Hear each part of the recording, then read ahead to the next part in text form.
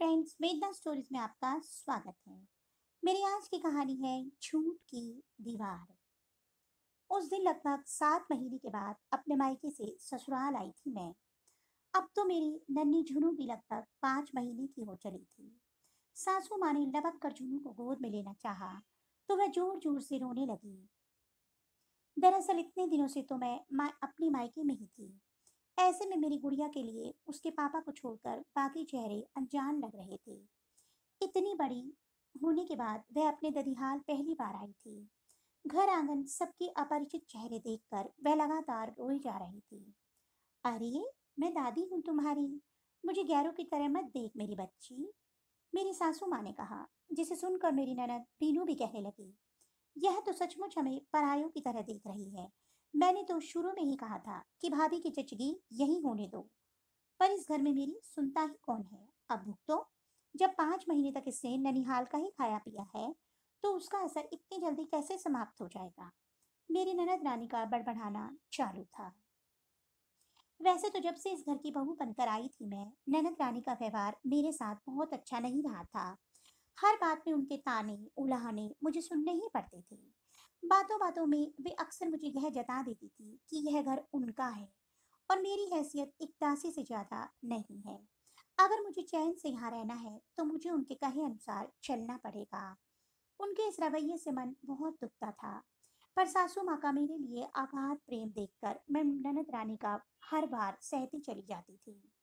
पतिदेव की नौकरी दूसरे शहर में थी तो उनसे किसी तरह की मदद की उम्मीद भी बेमानी थी। उनसे अपनी तकलीफ कहती भी तो कैसी। उनके सामने तो घर में सब कुछ सामान्य नहीं ही बना रहता था। वे छुट्टियों में घर आते और अगली बार मुझे अपने संग ले जाने का वादा करके लौट जाते। गुजरते समय के साथ मेरी माँ बनने की खबर से पूरा परिवार उत्साहित था। पर न जाने क्यों सासू माँ का चेहरा थोड़ा सा बुझ गया था। अपने मन का वहम समझकर मैं इस बात को झुठलाती रही। खैर, मैं तो इसी बात से खुश थी कि इतनी बड़ी खुशी की खबर पाकर मेरी ननद रानी का मेरे प्रति व्यवहार बदल जाएगा। पर वही ढाक के तीन बात, उनका रवैया मेरे प्रति रूखा ही रहा। अब तो सासू माँ का प्यार भी पहले जैसा नहीं रहा। मन ही मन मैं बहुत परेशान रहा करती थी। वैसे तो वो मेरे खान पीन का विशेष ध्यान रखती थी, पर उनकी उदासी का सबब मेरी समझ से परे था। देखते देखते मेरा 7वां महीना शुरू हो गया था। एक दिन सासू माँ की छाती में अचानक बहुत तेज दर्द उठा। परिवार वालों के साथ साथ मैं भी उन्हें देखकर बहुत परेशान हो गई थी। आनन फानन में उन्हें अस्पताल ले जाया गया, जहाँ डॉक्टरों ने जांच के बाद कुछ दवा वगैरह देकर घर पर ही आराम करने की सलाह दी। उन्हें घर आया देखकर मैं बहुत खुश थी। हालांकि गर्भावस्था के दौरान मुझे खूब उल्टियां होती थी, पर मैं अपने दुख दर्द भुलाकर सासू माँ की सेवा करती रही। वे बहुत जल्द सामान्य भी हो गई, पर उनके शुरुआती प्रेम से मैं महरूम ही थी। उस दिन तो हद ही हो गई जब सासू माँ ने मेरे ससुर जी से मेरी जचकी के लिए मुझे मायके भेजने की बात कही। उन्होंने ससुर जी से अपनी खराब तबीयत का हवाला देकर कहा कि उनसे यह सब कुछ नहीं संभलेगा। ससुर जी ने चुप रहकर सासू माँ की बात का समर्थन किया, पर मेरी ननद बीनू ने इस बात का विरोध किया। उसने मेरे ससुर जी से कहा, इन दिनों माँ की तबीयत थोड़ी नासाज है तो क्या हुआ, हम सब मिलकर भाभी को संभाल लेंगे। उस दिन पहली बार मुझे बीनू के मुंह से मेरे लिए फूल झड़ते हुए प्रतीत हो रहे थे। मैं खुद भी यूं अचानक मायके नहीं जाना चाहती थी, क्योंकि मेरी माँ एक वर्किंग महिला थी। उन्हें घर और बाहर के काम के लिए मैंने चक्कर गिननी की तरह नाचते हुए देखा था। पापा भी नौकरी के सिलसिले में अक्सर बाहर रहा करते थे। घर में मेरी दादी भी गठिया की मरीज थी। ऐसे में वहां रहकर मैं अपनी माँ को और परेशान नहीं करना चाहती थी। अब मेरी चाहने भर से क्या होता था। मेरे पति छुट्टियों में घर आए थे तो आनंद फानन में ससुर जी ने मेरे पापा से मुझे वहां भेजने की बात पक्की कर ली। मैंने इस बारे में अपने पति से बात भी करी थी। मुझे मत भेजो मायके। अगर यहाँ सासू माँ को मेरे रहने से दिक्कत है तो मुझे अपने साथ ही ले चलो। वहाँ कोई ना कोई मददगार हमें मिल ही जाएगा। पर मेरे पति पर मेरी बात का कुछ असर ना हुआ। वैसे भी नई बहू की बातें सुनता ही कौन है। चूंकि मेरा 7वां महीना शुरू हो गया था, हफ्ते भर के अंदर ही मुझे मेरे मायके पहुंचा दिया गया। ऐसा नहीं था कि मुझे मायके जाने का मन नहीं होता था या वहां मुझे किसी बात की तकलीफ होती, पर मेरे कारण मेरी माँ और ज्यादा परेशान हो जाए, मैं यह भी नहीं चाहती थी। खैर, खुशी का जबरदस्त नकाब ओढ़े मैं अपने मायके पहुंची थी। मुझे देखकर मेरे छोटे भाई बहन बहुत खुश थे। माँ ने जब दही चीनी से मेरा मुंह मीठा कराया, खुशी के मारे मेरी आंखें छलक आई थी।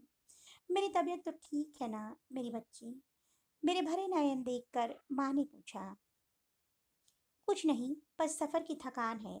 वो माँ की तबीयत अब ठीक नहीं रहती, तो ना चाहते हुए भी इसे लेकर आना पड़ा। मेरे पति देव अपनी सफाई पेश करने में लगे थे। यह भी तो अपना ही घर है जमाई बाबू। समधन जी की तबीयत ठीक नहीं है तो क्या हुआ? हम सब है ना, मिलकर आराम से सब कुछ संभाल लेंगे, माँ ने कहा। अरे आप बिल्कुल भी चिंता ना करें बाहू ना। ये बुढ़िया दादी भले ही चलने फिरने में थोड़ी लाचार हो गई है, पर बैठे बैठे भी बहुत काम निपटा सकती है। मेरी दादी ने भी अपनी बातों से मेरी माँ का समर्थन किया। माँ और दादी का असीम प्यार देखकर मेरे मन का बोझ हल्का हो गया था। मेरे घर पर 2 दिन रुकने के बाद मेरे पति देव फिर आने का वादा करके लौट गए। मेरी माँ पर घर और स्कूल की दोहरी जिम्मेदारी के साथ साथ मेरी भी जवाबदेही आन पड़ी थी। है, माँ तो माँ ही होती है। उन्होंने सब कुछ बहुत अच्छे से संभाल लिया था और उनके चेहरे पर शिकन तक भी नहीं आई थी। उन दिनों मेरी तबीयत थोड़ी नासाज रहती थी। उल्टियां होने की वजह से शरीर में सुस्ती बनी रहती थी। मैं चाह कर भी घर के काम में माँ की मदद नहीं कर पाती थी। छोटे भाई बहन भी अपनी पढ़ाई लिखाई में व्यस्त रहते थे। ऐसे में मेरा इस हाल में मायके आना मुझे खुद को रास नहीं आ रहा था। मुझे अपनी सासू माँ और अपने पति पर बेहद गुस्सा आ रहा था कि उन लोगों ने मुझे इस हाल में अचानक मेरे मायके पहुंचा दिया था। समय निर्बाध गति से गुजरता रहा। मेरी जचकी का समय धीरे धीरे पास आने लगा था। क्योंकि मेरी माँ सारा दिन घर पर नहीं रह सकती थी, तो उन्होंने मेरी देख रेख के लिए मेरी मौसी को बुला लिया था। बीच बीच में फोन के जरिए सासू माँ मेरा हाल पूछ लिया करती थी। पतिदेव भी कुछ दिनों के अंतराल पर आकर मुझसे मिल लिया करते थे।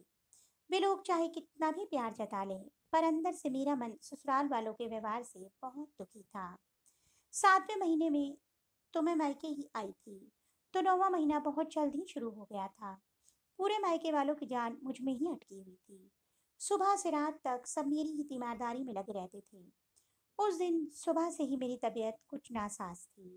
परिस्थिति को भांपते ही माँ ने मुझे अस्पताल में भर्ती करा दिया और मेरे ससुराल वालों तक मेरी स्थिति की जानकारी पहुंचा दी गई। ठीक मध्य रात्रि में मेरी नन्ही परी का पदार्पण हो गया। मैं तमाम दुख भूलकर अपनी गोद में अपनी ही परछाई को निहार रही थी। चौथी पीढ़ी की प्रथम संतान को पाकर सब बेहद खुश थे। बधाई देने वालों का तांता लगा हुआ था। बिटिया मुबारक हो बेगम साहिबा। अचानक भीड़ से निकलकर पतिदेव ने गुलाब का फूल मेरी ओर बढ़ाया। उन्हें अचानक आया देखकर मेरी आंखें छलक आई थी। 2 दिन बाद मुझे अस्पताल से छुट्टी मिल गई थी। मेरे घर आने के बाद पतिदेव फिर आने का वादा करके लौट गए थे। कुछ ही दिनों बाद घर में बिटिया के जन्म के उपलक्ष्य में पार्टी का आयोजन हुआ था। इस समारोह में मेरे पति के साथ साथ मेरा पूरा ससुराल परिवार शामिल हुआ था। सब नई पीढ़ी की प्रथम संतान को देखकर बहुत खुश थे। 3-4 दिन रुकने के बाद सब वापस घर लौट आए थे। अभी तो बिटिया 1.25 महीने की भी नहीं हुई है और थोड़ी कमजोरी भी है, जो उचित समय पर हम तुम्हें और अपनी पोती को बुला लेंगे। अब तो हमें भी इस नन्ही सी जान की बहुत याद आएगी। जाते हुए सासू माँ ने कहा, तो सबने उनकी हाँ में हाँ मिलाई थी।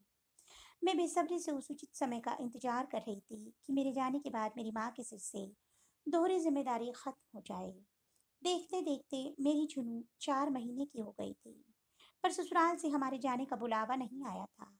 अब तो बाहर वाले भी हम पर कटाक्ष करने लगे थे कि झुनू का तो अभी नाना के यहाँ का दाना पानी लिखा हुआ है। वैसे बीच बीच में पतिदेव हमसे मिलने आते रहे, पर हमें लेकर जाने के नाम पर यही कहते कि अपनी पोती के लिए अम्मा शुभ तिथि का इंतजार कर रही है।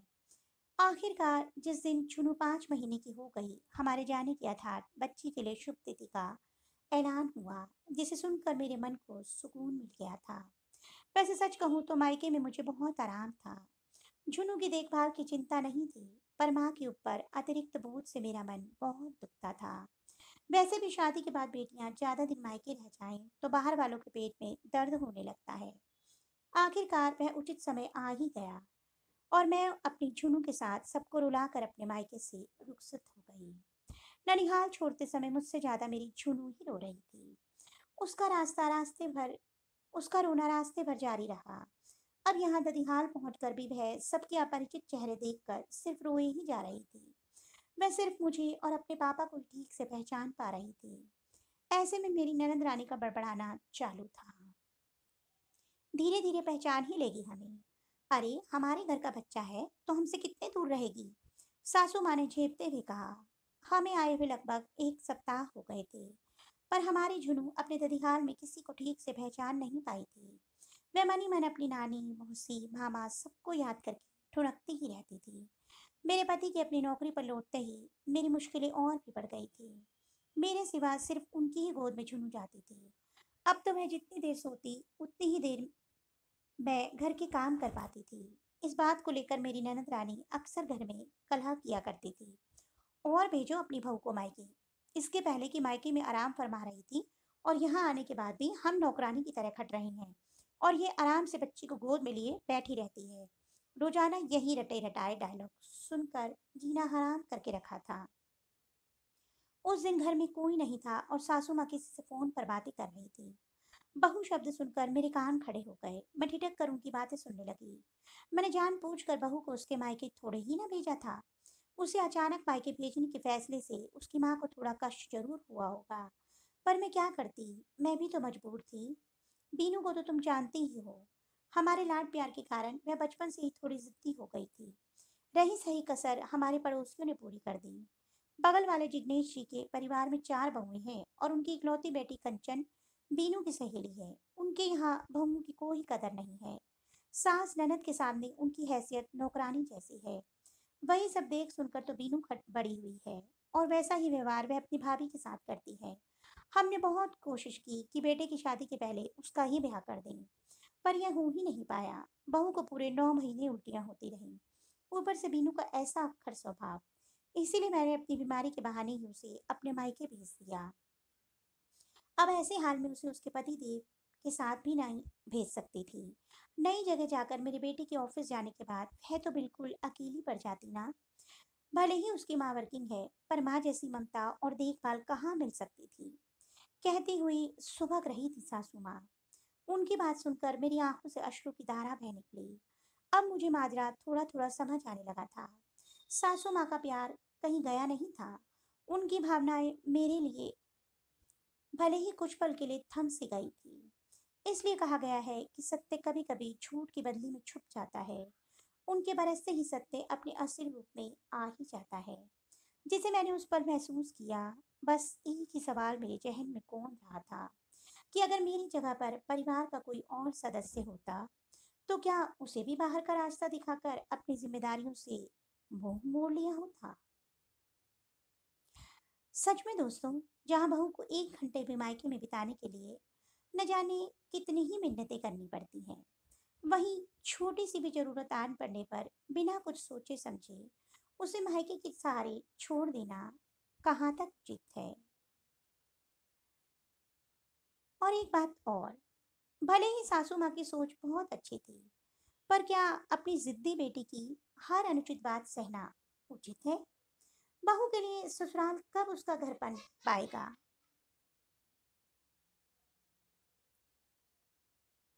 तो दोस्तों, आपको मेरी कहानी कैसे लगी कमेंट बॉक्स में अवश्य बताइएगा और मेरे चैनल को सब्सक्राइब करना मत भूलिएगा। जल्दी एक नई कहानी के साथ मिलूंगी। तब तक के लिए बाय बाय।